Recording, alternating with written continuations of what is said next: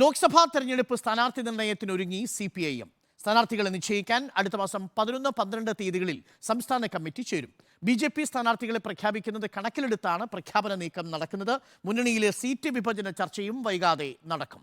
R Sreejith ചേരുന്നു. R Sreejith, CPM സ്ഥാനാർത്ഥി നിർണയ ചർച്ചകളിലേക്ക് കടക്കുകയാണ്. നേരത്തെ ഉണ്ടായിരുന്ന അഭ്യൂഹം പല വിന്നബിലിറ്റിയുള്ള സീറ്റുകളിലും പത്തനംതിട്ടയിലും കണ്ണൂരിലും അടക്കം വടകരയിലുമടക്കം കാസർഗോഡുമടക്കം വളരെ പ്രധാനപ്പെട്ട നേതാക്കളെ നിർത്തിക്കൊണ്ടായിരിക്കും സ്ഥാനാർത്ഥി നിർണയം നടത്തുക എന്നതാണ് നമുക്ക് ലഭിച്ചിരുന്ന സൂചന. 11, 12 തീയതികളോടുകൂടി സ്ഥാനാർത്ഥി നിർണയം പൂർത്തിയാക്കാൻ കഴിയുമെന്നാണോ CPM കരുതുന്നത്?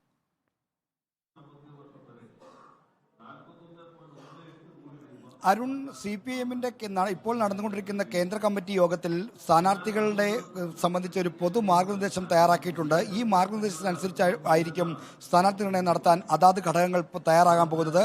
കേരളമാണ് CPIM-ന് ഏറ്റവും പ്രതീക്ഷയുള്ള സംസ്ഥാനം.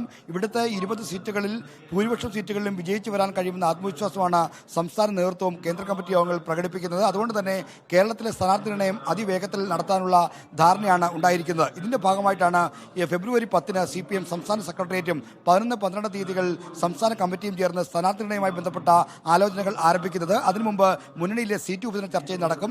നിലവിൽ 15 സീറ്റുകളിലാണ് CPIM കേരളത്തിൽ മത്സരിക്കുന്നത്. 4 സീറ്റുകൾ CPIക്കും 1 സീറ്റ് കേരള കോൺഗ്രസ് എമ്മിനും നൽകേണ്ടി വരും. അതാണ് ഇപ്പോഴത്തെ സീറ്റ് വിഭജന നില. എന്തായാലും CPIM സ്ഥാനാർത്ഥികളെ പറ്റിയുള്ള ചർച്ചയ്ക്ക് മുമ്പ് തന്നെ സീറ്റ് വിഭജനവുമായി ബന്ധപ്പെട്ട ചർച്ചകളും നടക്കും. കേരളത്തിൽ ഏറ്റവും വിജയസാധ്യതയുള്ള മണ്ഡലങ്ങളിൽ ഏറ്റവും നല്ല സ്ഥാനാർത്ഥികളെ തന്നെ അണിനിരത്തുന്നുണ്ട്. അതുകൊണ്ട് തന്നെയാണ് നേരത്തെ അരുൺ സൂചിപ്പിച്ചതുപോലെ വടകരയിലും കണ്ണൂരിലും ഒപ്പം തന്നെ പത്തനംതിട്ട അടക്കമുള്ള സ്ഥലങ്ങളിലെല്ലാം പരിചയസമ്പന്നരായ ഏറ്റവും വിജയസാധ്യതയുള്ള സ്ഥാനാർത്ഥികളെ തന്നെ അണിനിരത്തണം എന്നുള്ള അഭിപ്രായത്തിന് മുൻതൂക്കം വരുന്നത്. എന്തായാലും ഈ സംസ്ഥാന കമ്മിറ്റി യോഗത്തിൽ സ്ഥാനാർത്ഥി നിർണയവുമായി ബന്ധപ്പെട്ട നിർണായകമായ തീരുമാനങ്ങൾ ഉണ്ടാകും എന്നാണ് അറിയുന്നത്. കാരണം BJP അടക്കമുള്ള രാഷ്ട്രീയ പാർട്ടികൾ ഇപ്പോൾ തന്നെ സ്ഥാനാർത്ഥി പ്രഖ്യാപനം നടത്തി രംഗത്തിറങ്ങാനുള്ള സാധ്യതയുണ്ട്. തൃശ്ശൂരിലും ആറ്റിങ്ങലിലും ഒക്കെ തന്നെ മത്സരിക്കുന്ന BJP സ്ഥാനാർത്ഥിയെ സംബന്ധിച്ച് ഇപ്പോൾ തന്നെ പകൽ പോലെ വ്യക്തമാണ് ആരാണ് അവിടെ മത്സരിക്കാൻ പോകുന്ന കാര്യം. അപ്പോൾ സ്ഥാനാർത്ഥി വരുന്നത് വൈകിയാൽ എതിരാളികൾ രാഷ്ട്രീയ പ്രചരണത്തിൽ മുന്നിൽ പോകും.